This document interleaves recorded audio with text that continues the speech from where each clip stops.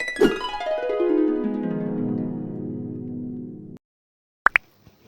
Good evening.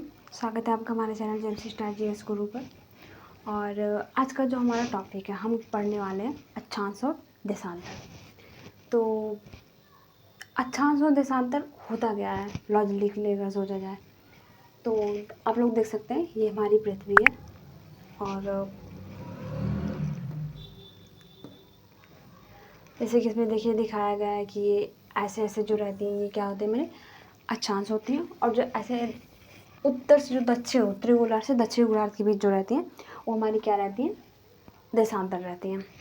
तो इसमें अब हमको सीखना क्या है, तो लॉजिकली अगर पूछा जाए अक्षांश और देशांतर होता क्या है, तो जैसे कि आप दुनिया के किसी भी स्थान पर हैं, तो अब आप उस स्थान की सही स्थिति कैसे बताएंगे। तो नॉर्मली देखिए, जैसे अगर आप दिल्ली मुंबई में हैं और कोई आपसे पूछे कि आप कहाँ हो, तो ऐसा तो है नहीं कि आप बता दोगे कि हाँ, नाम भी बता दो कि हाँ हम लखनऊ में हैं, हाँ हम दिल्ली में हैं, और वो इंसान समझ जाएगा। तो उसके लिए क्या वैज्ञानिकों ने सोचा कि अक्षांश और देशांतर बना देते हैं। तो जैसे कि मैंने बताया कि जो पूरब से पश्चिम या फिर ऐसे जो लेटी हुई जो रेखाएं रहती हैं उन्हें क्या कहते हैं, हम अक्षांश कहते हैं। और जो लंबे लंबे जो उत्तरी गोलार्ध से जो दक्षिणी गोलार्ध तक जो रेखाएं आती हैं उनको क्या कहते हैं, हम देशांतर कहते हैं। तो जैसे कि अगर हम बात करें कि अक्षांश रेखाएं जो होती हैं ये पूर्व पश्चिम दिशा में ही क्यों खींची जाती हैं, अक्षांश रेखाएं जो होती हैं ये पूर्व पश्चिम दिशा में ही क्यों खींची जाती हैं। तो देखा तो क्वेश्चन बहुत अच्छा बनता है। तो अब इसके लिए अब हम लोग क्या कर सकते हैं,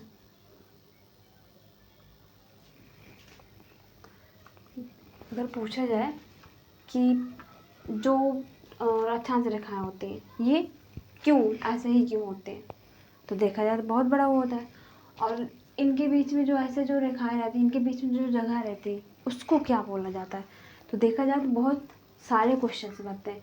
इसीलिए देखिए क्वेश्चन बनता है हमारा कि भूमध्य रेखा क्या होती है, और आर्कटिक वृत्त क्या होता है, अंटार्कटिक वृत्त क्या होता है। ऐसे देखा जाए बहुत सारे क्वेश्चन बनते हैं। तो इन सारे क्वेश्चंस को समझने के लिए हमें क्या समझना पड़ेगा, अक्षांश और देशांतर।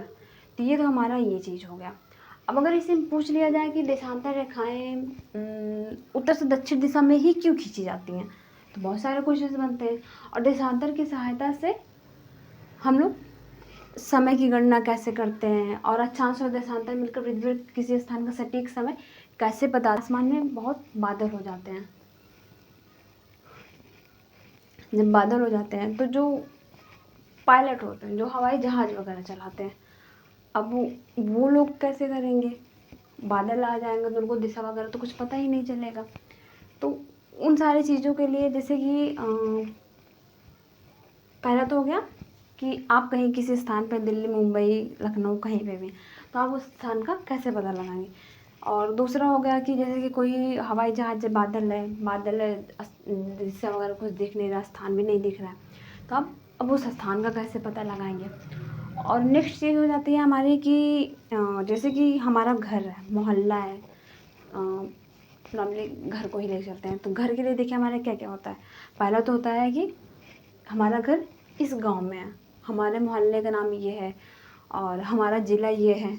तो देखिए ऐसे क्या होता है कि नंबर बटा होता है, क्या बटा होता है, नंबर बटा होता है। कि जैसे आप लोग यहाँ पे जैसे समझिए ऐसे ऐसे ये चीज़ें यहाँ पे होती है,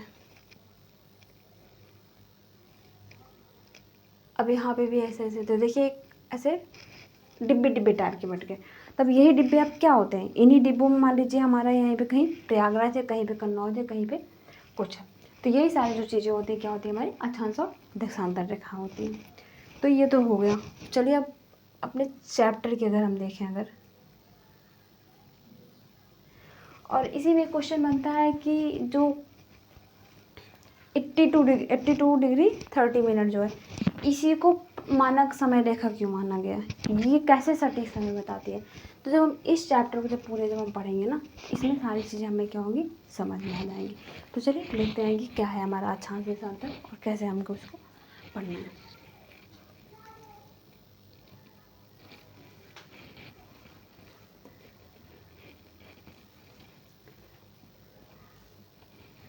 देखिए इसमें का हमारा जो फर्स्ट टॉपिक है ये क्या है, सौर और नक्षत्र दिवस। अब नक्षत्र दिवस क्या होता है, तो नक्षत्र दिवस में देखिए जैसे कि एक तारा हो गया, अब ये हमारी पृथ्वी हो गई, अब पृथ्वी घूम रही है, तो ये कब ऐसे घूम करके कब तारे के सामने आ जाएगी, तो ये हमारा क्या हो जाता है, नक्षत्र दिवस हो जाता है। अब इसकी अवधि कितनी होती है, तो अवधि होती है इसकी 23 घंटे 56 मिनट, 23 घंटे 56 मिनट। अब इसी में बात करते हैं हम सौर दिवस क्या होता है, तो मान लीजिए ये हमें सूर्य होगा, पृथ्वी हमारी चक्कर लगा रही है, तो जैसे ये तारे का चक्कर लगा रही है तो उसी तरीके से क्या करती है, सूर्य की परिक्रमा करेगी, सूर्य के सापेक्ष परिक्रमा करती है। तब मान लीजिए एक सूर्य का पॉइंट हो गया, अब पृथ्वी अपने अक्ष पे घूम रही है, लेकिन जब सूर्य के सामने जब उसको आना होता है ना, तो क्या करना होता है, उसको 1 डिग्री एक्स्ट्रा घूमना पड़ जाता है। तो वही देखिए यहाँ पे, अब 1 डिग्री बराबर होता है कितना है, 4 मिनट। तो इसीलिए यहाँ पे देखिए क्या हो जा रहा है, 24 घंटे हो जा रहे हैं। तो ये हो गया कि इसकी अवधि 24 घंटे होती है। अब नेक्स्ट देखिए यहाँ पे दिया गया है कि सौर दिवस नक्षत्र दिवस से 4 मिनट बड़ा होता है। अब पृथ्वी अपनी कक्षा में 1 डिग्री क्या करता है, आगे बढ़ जाता है। अब नेक्स्ट देखिए क्या दिया गया है कि हमारी जो घड़ियाँ होती हैं, ये क्या करती हैं, सामान्य जीवन सौर दिवस कितना होता है, 24 घंटे, उसके आधार पर चलते हैं। मीन्स ये इसमें बताया जा रहा है कि हमारी जो घड़ियाँ होती हैं वो क्या करती हैं, वो सामान्य जीवन जो होता है सौर दिवस के अकॉर्डिंग चलती हैं। तो ये तो हमारा हो गया सौर दिवस और नक्षत्र दिवस। अब चलिए देखते हैं नेक्स्ट पार्ट पे उसमें क्या है।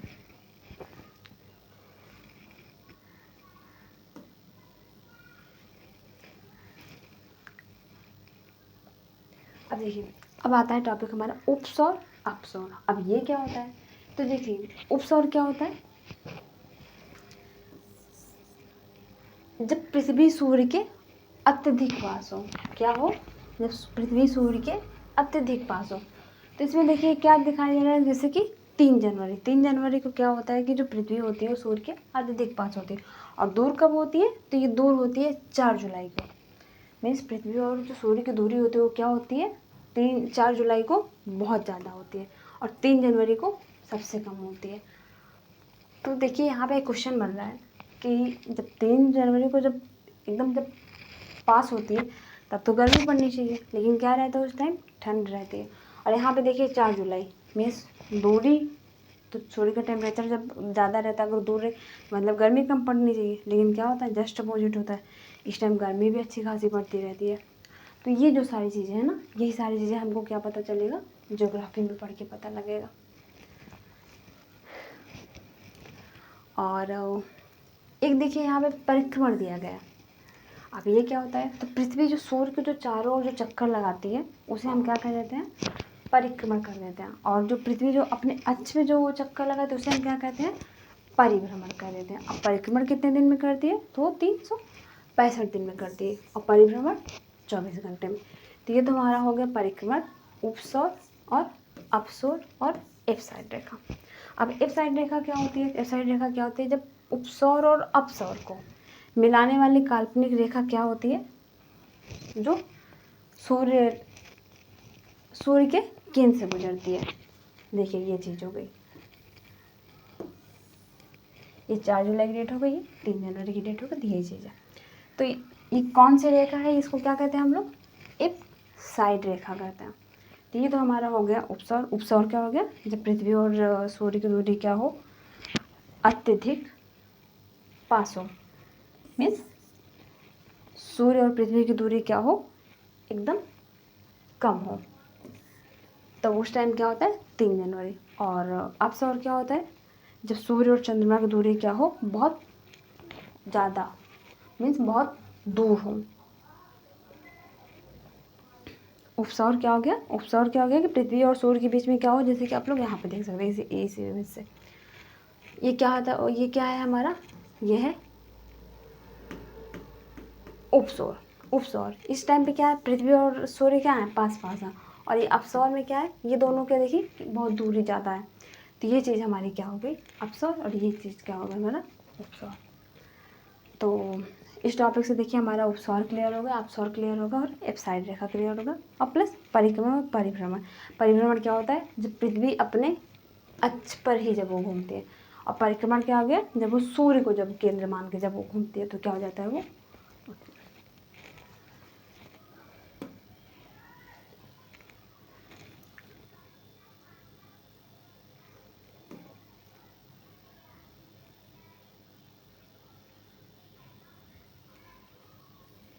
देखिए अब नेक्स्ट जो दिया गया है, अब अक्षांश रेखा की डेफिनेशन क्या होती है। तो अक्षांश रेखा को मैंने आपको बताया था कि लेटी हुई रेखा, इसीलिए इंग्लिश में देखिए उसका नाम भी होता है लेटीट्यूड। तो देखिए ये क्या होती है, अक्षांश। ये क्या होती है, विषुवत वृत्त से उत्तर या दक्षिण में स्थित किसी स्थान की पृथ्वी के केंद्र से मापी गई कोणीय दूरी में, जैसे आप लोग देख सकते हैं ये चीज़ एंगल दिखाया गया है, ये विषुवत वृत्त से ऐसे हो गई है और ये उत्तर से दक्षिण गोलार्ध से क्या हो गई इसकी। तो ये कोणीय दूरी क्या होती है, अक्षांश। अब देखिए अक्षांश क्या होता है, अक्षांश पैरेलल होता है, समांतर होता है। क्या इसमें नहीं होता है, ये काल्पनिक रेखाएं जो है ना, ये पूर्व से पश्चिम दिशा में, पूर्व से पश्चिम दिशा में, जैसे कि ऐसे पूर्व से पश्चिम दिशा में विषुवत रेखा के समानांतर खींची जाती है। मीन्स जो ये होती है ना विषुवत रेखा, भूमध्य रेखा जिसे हम लोग कहते हैं, तो उसकी क्या होती है, समानांतर खींची जाती है। अब इसकी विशेषताएं क्या हैं, तो क्या है इसकी कि भूमध्य रेखा, मीन्स अभी जो हम लोगों ने बात करी विषुवत रेखा, तो क्या है, तो ये क्या होता है, ये 0 डिग्री अक्षांश होता है। जैसे कि ये चीज़, यही हमारी क्या होती है, विषुवत रेखा हो जाती है। तो ये क्या करती है, पृथ्वी को उत्तरी और दक्षिणी गोलार्ध में बांट देती है। भूमध्य रेखा क्या करती है, पृथ्वी को उत्तरी और दक्षिणी गोलार्ध में बांट देती है।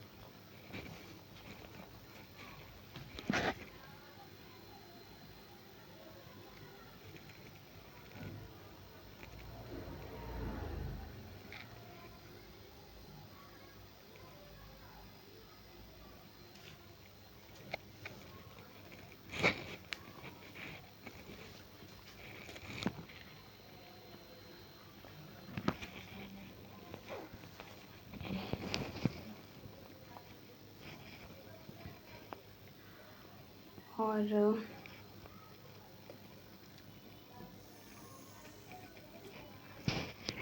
देखिए जो ये दूरी है ना दो अक्षांश रेखाओं के बीच में, इनकी दूरी कितनी होती है, ये कितनी होती है, 111 किलोमीटर। देखिए यहाँ पे दिया गया कितनी होती है, 111 किलोमीटर।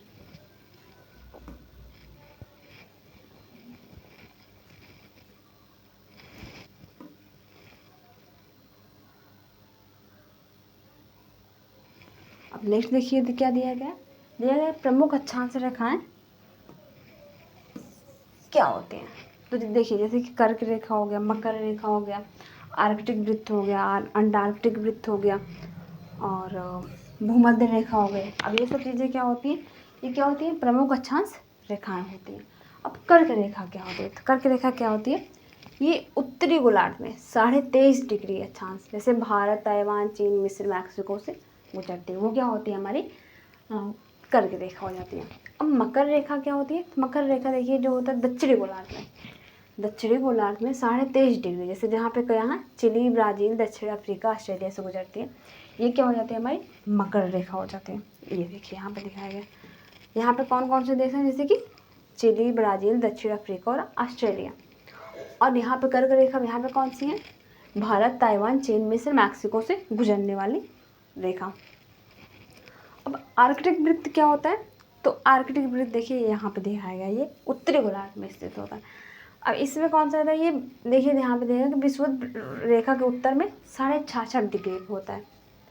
तो 66.5 डिग्री वाला जो अक्षांश है इसको क्या कहते हैं, आर्कटिक वृत्त कहते हैं। और अंटार्कटिक वृत्त किसे कहते हैं, तो ये देखिए यहाँ पे दिया गया है कि विषुवत रेखा के दक्षिण में 66.5 डिग्री। तो ये तो हो गया उत्तर और ये हो गया इसका साउथ। तो जो साउथ में होता है उसे क्या कहते हैं, अंटार्कटिक, और जो आर्कटिक में होता है उसे क्या कहते हैं, आर्कटिक। अब भूमध्य क्या होता है, भूमध्य देखिए ये जो बीच वाली जो रेखा 0 डिग्री वाली रेखा, इसे क्या कहते हैं, भूमध्य रेखा। यहाँ पे है कौन, इक्वाडोर, ब्राज़ील, केन्या, इंडोनेशिया आदि से गुजरने वाली रेखा। तो देखिए इसी चीज़ से हम लोग पता कर सकते हैं, जैसे कि आप लोग लखनऊ में हैं, या फिर मान लीजिए मुंबई में हैं, या फिर मान लीजिए आप कहीं पे भी हैं, गोरखपुर, महाराष्ट्र, केरल, चेन्नई, कहीं पे भी। अब आपसे पूछे कि कोई पूछे कि आप कहाँ हो, तो आप कह दोगे कि हम केरल में हैं। तो नॉर्मली पूछा जाए कि अब देखा जाए केरल कहाँ पड़ता है, मान लीजिए आपका दोस्त कहीं बाहर से है, तो पूछेगा कि भाई ये केरल कहाँ पड़ता है, तो आप क्या बताओगे कि भाई हम ये तो इतने अक्षांश पे, इतने देशांतर पे, इतने डिग्री पे यहाँ पे एक स्थान है केरल, हम कहाँ पे हैं, यहाँ पे हैं। तो ये चीज़ अब आप कैसे पता करोगे, पता कैसे चलेगा। तो नॉर्मल सी बात है, अगर आपको अगर अक्षांश देशांतर पता है तो आप तुरंत बता दोगे कि अच्छा हम इस अक्षांश पे हैं और इस देशांतर पे हैं। तो सेम टू सेम चीज़ टेक्निक है ना, यही चीज़ यहाँ पे बताई जा रही है। मीन्स अगर आप कहीं पे भी हो, कहीं पे खो जा रहे हो, या फिर GPS आपने जो सुना होगा, तो GPS जो सिस्टम होता है ना, ये इसी सिस्टम पे सारा चीज़ लोकेट करवाता है लोकेशन को। तो चलिए आगे देखते हैं क्या है।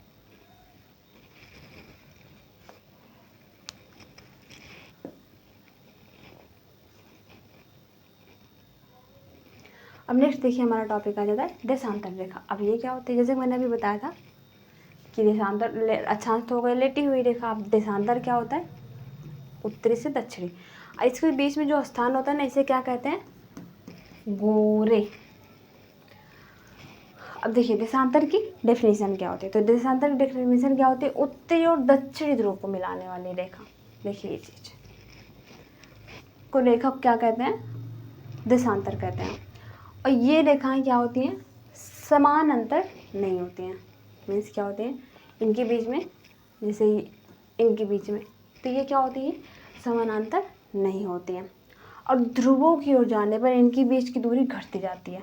जैसे कि आप लोग देखिए विषुवत रेखा आप यहाँ पे देखेंगे, यहाँ बीच में, तो यहाँ पे तो दूरी बहुत ज़्यादा है, बट यहाँ पे अगर आप देखेंगे तो यहाँ पे इनकी दूरी क्या है, वो कम होती जा गई है।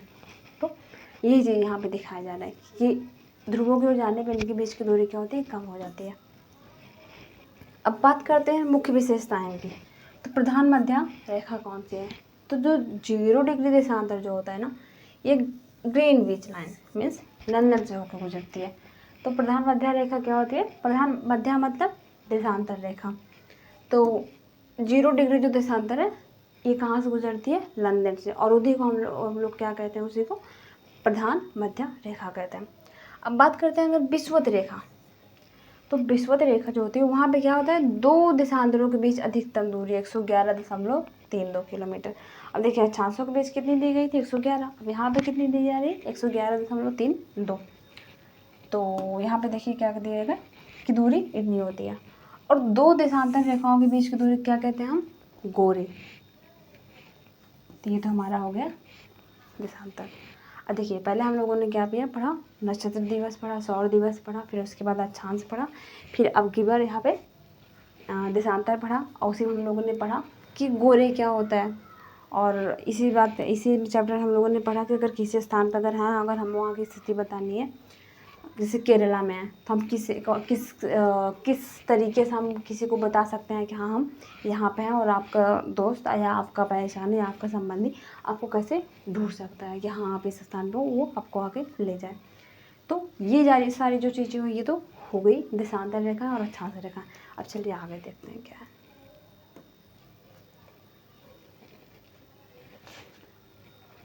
अब देखिए अब इसमें टॉपिक क्या है,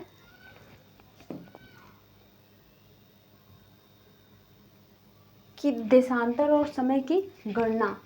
अब ये कैसे करते हैं, तो हम लोग तो जानते हैं कि पृथ्वी क्या करती है, 24 घंटे में अपने अक्ष पर 360 डिग्री घूम जाती है। अब इसका सूत्र क्या होता है, तो 1 डिग्री घूमने में उसको कितना मिनट लगता है, 4 मिनट। अब तो 360 में कितना लग जाएगा, तो 360 भागे 24 कर दीजिए, तो कितना हो जाएगा, 15 डिग्री। मीन्स पृथ्वी 1 घंटे में कितना घूम रही है, 15 डिग्री, 15 डिग्री।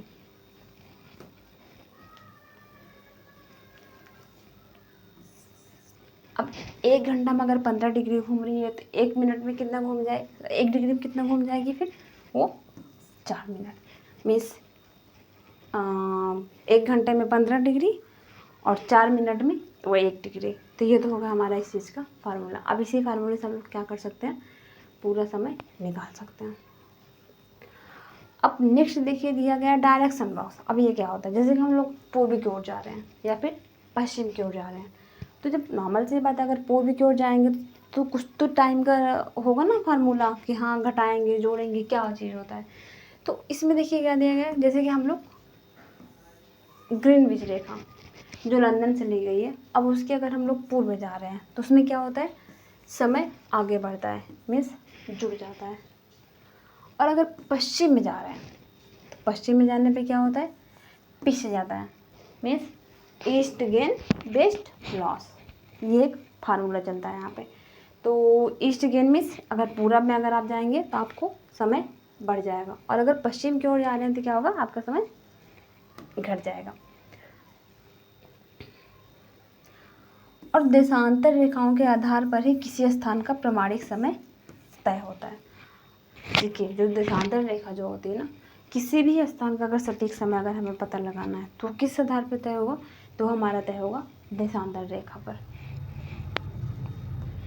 और बात करें अगर भारत का मानक समय कितना है, तो देखिए भारत का मानक समय कितना है, 82.5 डिग्री, 82 हाफ डिग्री। कितना है भारत का मानक समय रेखा, 82 हाफ डिग्री।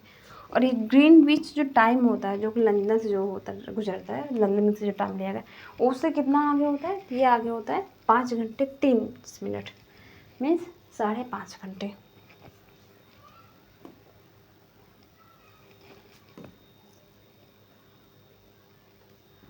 अब नेक्स्ट देखिए जो हमारा जो टॉपिक दिया गया ये कितना है, तो इसमें देखिए दिया गया है अयनांत या संक्रांति।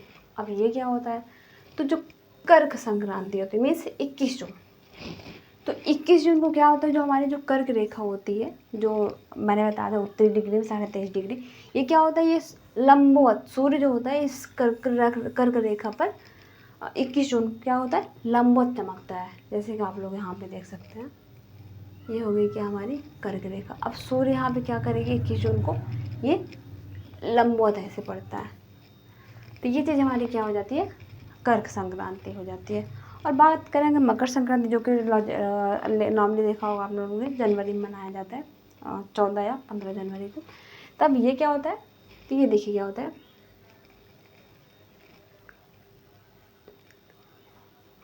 देखिए 22 दिसंबर को, 22 दिसंबर को क्या होता है, जो ये सूर्य होता है ना, ये मकर रेखा पर 23.5 डिग्री साउथ पर ये क्या करता है, वहाँ पे लंबवत चमकता है। जैसे आप लोग यहाँ पे देख सकते हैं, ये मकर रखा हुआ है ये, तो ये 22 दिसंबर को क्या होता है, ये यहाँ पे लंबवत रहता है। तो इसी को हम लोग क्या कह देते हैं, मकर संक्रांति वाला दिन। अब इस दिन क्या होता है, दक्षिणी गोलार्ध में सबसे बड़ा दिन होता है इस दिन। देखिए 21 जून को क्या होता है, उत्तरी गोलार्ध में सबसे बड़ा दिन होता है, और 22 दिसंबर को क्या होता है, ये दक्षिणी गोलार्ध का सबसे बड़ा दिन, मीन्स जस्ट अपोजिट। 21 जून को उत्तरी गोलार्ध और 22 दिसंबर को दक्षिणी गोलार्ध में। उस अगर इस दिन यहाँ पे अगर बड़ा दिन हो रहा है तो नॉर्मल से बात है दूसरे गोलार्ध में फिर छोटा दिन होगा, और अगर उस गोलार्ध में बड़ा दिन है तो नॉर्मल से बात है फिर दक्षिणी गोलार्ध में फिर छोटा दिन होगा। तो ये तो हो गया हमारा चीज़। और जो 21 जून है ना, अब 21 जून को क्या होता है, 21 जून को जो सूर्य होता है हमारा, पृथ्वी होती है, ये क्या करते हैं उस दिन बहुत ही अधिक मात्रा में सूर्यता प्राप्त करती है। और जैसा कि आप लोग ने देखा भी होगा कि 21 जून को हम लोग किस तौर पे मनाते हैं, तो उस दिन योग दिवस मनाया जाता है। और कौन सा योग दिवस मनाया जाता है, अंतर्राष्ट्रीय योग दिवस मनाया जाता है। एक तो हो जाता है नेशनल लेवल का, बट इस दिन क्या होता है, इंटरनेशनल लेवल का योग दिवस मनाया जाता है।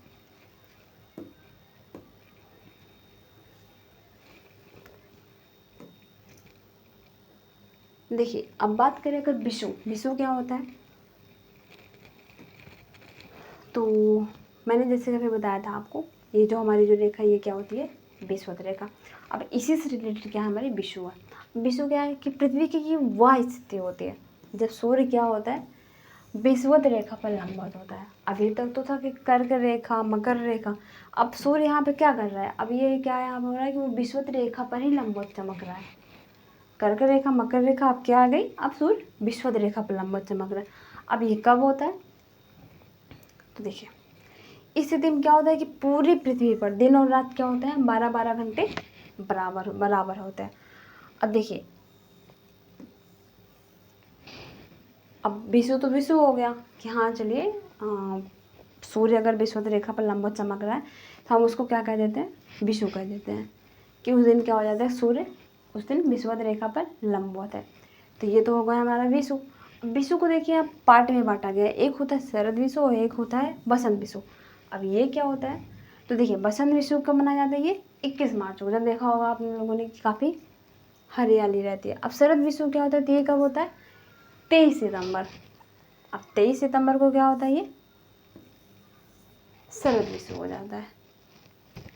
तो अब यहाँ पे देखिए एग्जाम फैक्ट दिया गया है, तो जो एक इक्विनॉक्स, विषु, विषु जो शब्द है ये लैटिन भाषा से बना हुआ शब्द है और इसका अर्थ क्या होता है, समान रात। विषु मतलब क्या हो गया, समान रात। अब इन दिनों क्या होता है, ध्रुवों पर सूर्योदय और सूर्यास्त एक साथ होता है। जैसे कभी मैंने आपको बताया अभी कि इस दिन क्या होता है, पृथ्वी पर दिन और रात एक बराबर होते हैं। तो अब हम लोगों ने इसमें क्या पढ़ा, पहले हम लोगों ने पढ़ा नक्षत्र दिवस, सौर दिवस। नक्षत्र दिवस क्या होता है, जब पृथ्वी किसी तारे के सापेक्ष घूम करके उसके बराबर पे आ जाती है, फिर से उड़ने पे आ जाती, सामने आ जाती। सौर दिवस क्या हो गया, जब हम सूर्य के सापेक्ष जब क्या होता है, पृथ्वी चक्कर लगाती, तो वो तो हो गया सौर दिवस। वो कितना होता है सौर दिवस, 24 घंटे का। और नक्षत्र दिवस कितना होता है, 23 घंटे 56 मिनट। उसमें क्या होता है, वो सौर दिवस से 1 डिग्री कम घूमती है, इस वजह से क्या होता है, वहाँ पे 4 मिनट कम रहता है। और उसके बाद हम लोगों ने पढ़ा कि अक्षांश।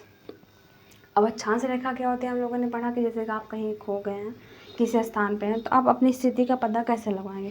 तो नॉर्मल सी बात है, आप वहाँ का देशांतर बताएंगे, अक्षांश बताएंगे, तभी तो आपकी स्थिति का पता चलेगा। ये तो हो गया हमारा अक्षांश और देशांतर। अब उसके बाद हम लोगों ने पढ़ लिया कि मकर संक्रांति, कर्क संक्रांति और विषु वगैरह। विषु में भी हम लोगों ने क्या पढ़ा, बसंत विषु, शरद विषु। अब जो उसके आगे का जो चैप्टर रहेगा अब हम उसे कब पढ़ेंगे, नेक्स्ट पार्ट में। तो आज के लिए बस इतना ही, थैंक यू।